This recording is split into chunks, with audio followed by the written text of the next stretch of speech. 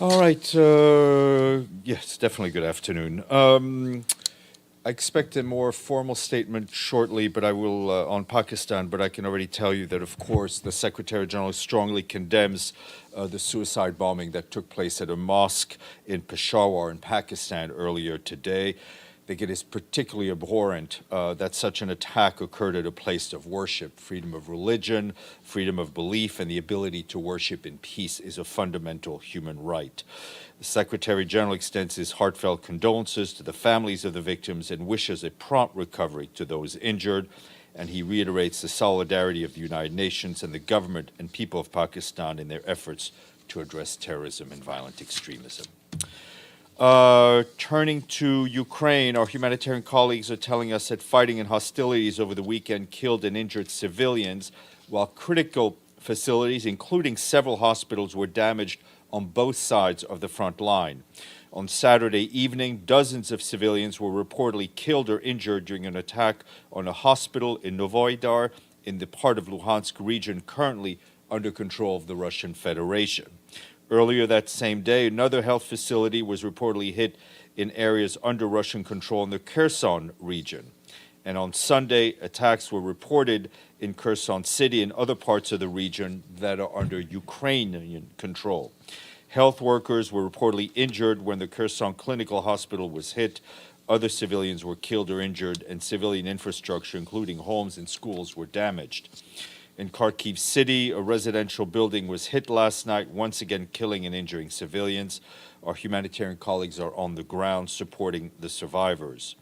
While we have limited access to areas not under Ukrainian control and cannot independently verify the number of casualties, it is clear and needs to be reiterated that international humanitarian law prohibits indiscriminate attacks and requires the parties to take all feasible precautions to avoid or minimize civilian harm. We call on both sides to comply with these obligations. Excuse me.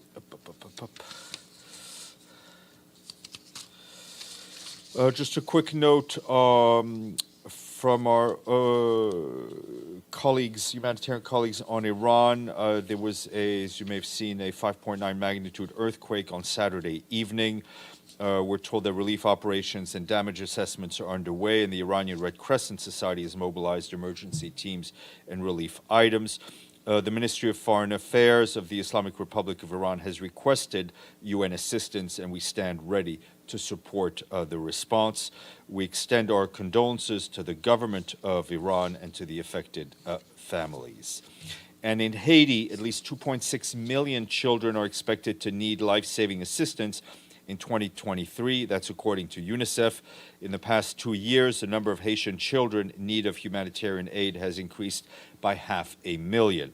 UNICEF says the rise in armed violence, combined with the resurgence of cholera, food insecurity, and inflation, have restricted access to essential health, nutrition, water, and hygiene and education services for millions of children and their families.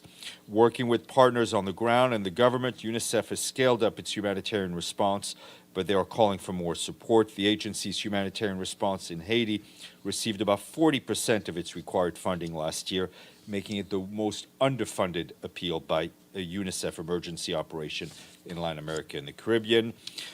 Speaking of Latin America, you will have seen that Volker Turk, the High Commissioner for Human Rights, concluded his visit to Venezuela over the weekend. While there, he met with President Maduro and other government officials, including those involved in the Mexico dialogue, to address the country's political and economic crises. Mr. Turk expressed the need to heal the deep divisions in Venezuelan society and also encouraged authorities to take meaningful steps towards reforming the justice and security sectors and to take the lead in building trust with victims and civil society organizations, to listen to them and include them meaningfully in dialogue and respond to their plight. Quick note from our team in Guinea, led by the resident coordinator, Vincent Martin. They are supporting authorities to protect migrants in the Mamou region. Guinea has become a point of origin and transit for many irregular migrants in recent years. We are training and offering immediate cash support to migrants, vulnerable youth, returnees, victims of trafficking. Last year, the International Organization for Migration organized the voluntary return of more than 5,000 migrants and supported their small businesses. In addition, some 440 returnees received psychosocial assistance. For its part, the UN Capital Development Fund trained nearly 7,000 returnees and local youth in financial education, helping over 180 small businesses to access credit. And the UN Development Program trained and supported 500 young entrepreneurs.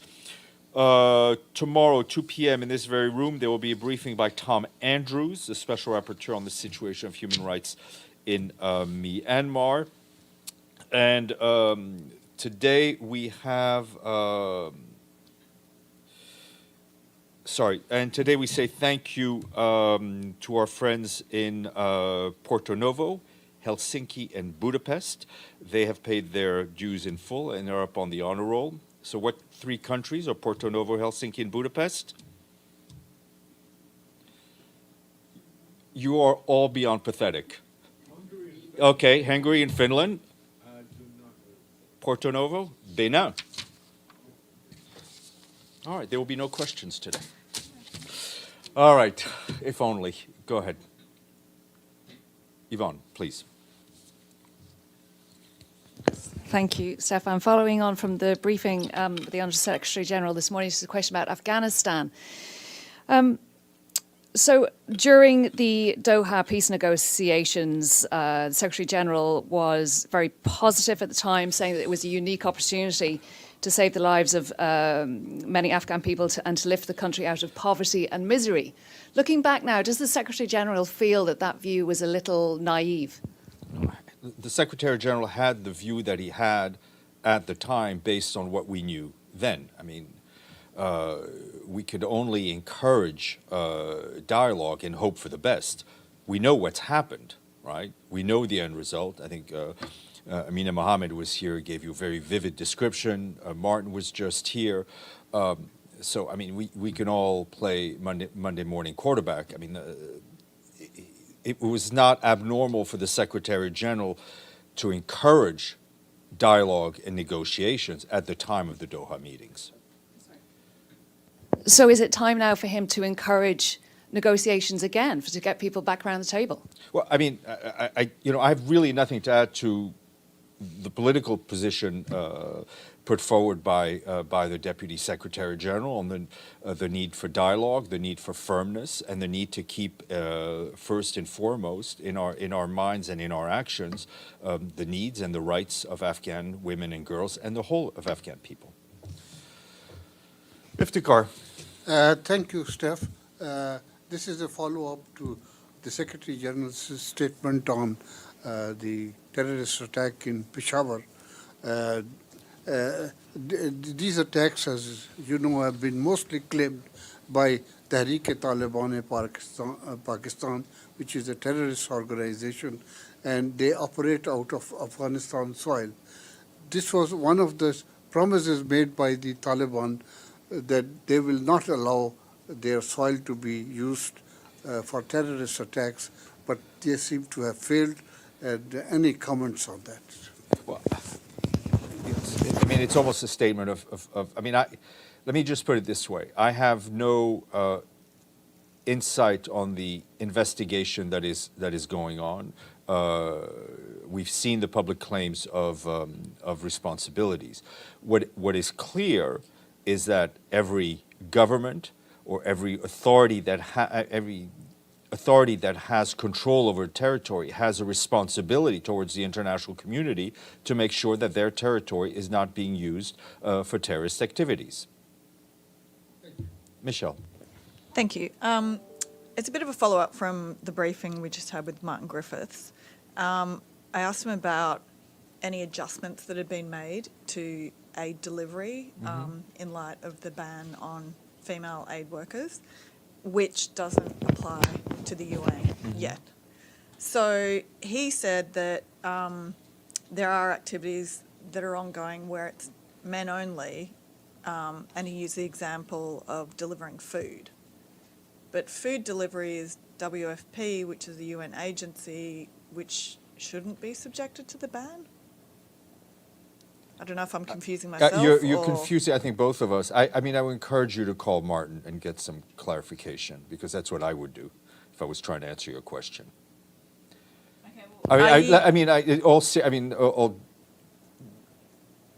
Everything aside, it's a serious question, and let me try to get a bit more granular information for you. Yeah. I mean, Okay. are you aware of any other... I have, let me just put it this way, my knowledge of humanitarian operations in Afghanistan is not greater than the man who was just here briefing you for about 45 minutes. Okay. Yes, sir. And then. Thank you, Stéphane.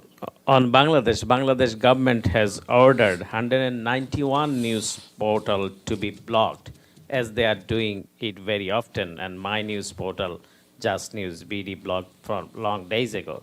So what is your comment about freedom of expression in Bangladesh? Our comment about freedom of expression in Bangladesh is our comment about freedom of expression anywhere, that it needs to be protected, that journalists have a right to be able to operate their news sites freely and openly, and we want to see movement, positive movement in that direction. Mr. Ignatiu. Thank you, Stéphane. I have two questions, if I may. But through the adoption of its resolution for the extensions of UNFIGIP mandate, I see that the Security Council clearly shows its concern on the negotiation on the situation in Varosha, and in particular that it takes the Turkish threats for further reopening of the fence area seriously. This is what the Security Council says. In fact, I think it's for the first time, Stéphane, we read here in a Security Council resolution such a clear message that new provocations will prompt the response of the Council. And I quote, if I may, emphasizes that any further unilateral action may prompt a response from the Security Council. How do you explain the fact that the seriousness of the situation of Varosha is not reflected properly in the Secretary General's report, and it is rather the Secretary General, I think, he downplay the problem in Varosha? Well, I mean, that's a difference, Michael, that's a difference of opinion, and you and I may have different reactions to different the reading of the Secretary General's report. I think Varosha was mentioned clearly in the report. The Secretary General mentioned it in the way he felt it was best to be mentioned. The Security Council also has an opinion. I don't think the two contradict each other, at least from my point of view.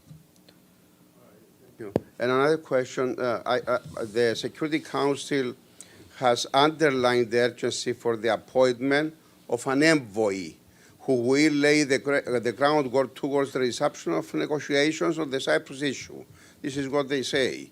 It's a call which is also, I think, is aligned with the Secretary General conclusions in his good office's report.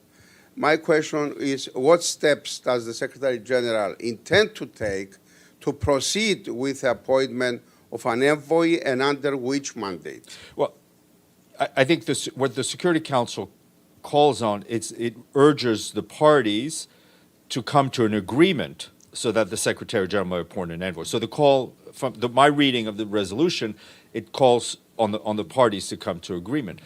We're continuing our consultations on that. When we have something to announce, we will, and it will then be clear under which framework it is done. But it remains foremost on the mind of the Secretary General. Yeah, and I saw now that the Foreign Ministry of Turkey, they are asking again for two-state solution in Cyprus.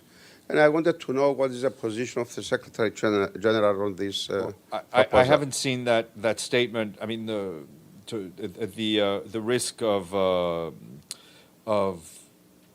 saying to you what I said to you on Friday, the Secretary General's position is in his report, and I'm always happy for people to quote me, but I would encourage you to quote the Secretary General directly in his own words on that.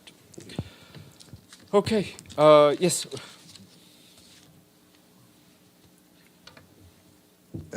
Thanks, Steph. Just a quick question regarding the Lebanon situation. Is Lebanon has regained its voting right in the General Assembly? Is that a question or a statement? No, just a question. Oh, I need to. Sorry, I need to check. Okay, Yeah. thank you. Okay, Paulina, you're up. Have fun. What? I was the warm-up act. Paulina gets 2 warm-up acts.